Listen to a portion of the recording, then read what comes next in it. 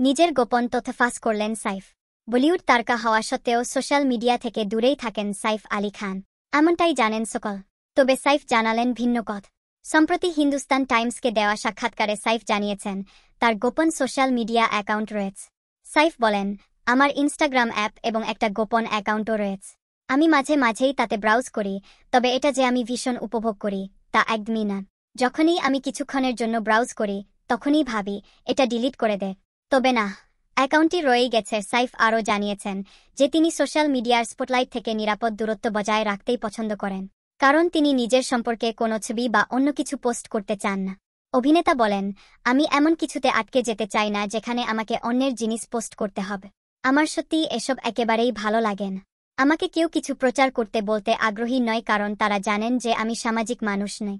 Social media থেকে নিজেকে দূরে রেখেই তাই আমি অনেক শান্তি পাই। তবে সাইফ সোশ্যাল মিডিয়া থেকে দূরে থাকলেও তার স্ত্রী করিনা অবশ্য সোশ্যাল মিডিয়ায় অ্যাক্টিভ।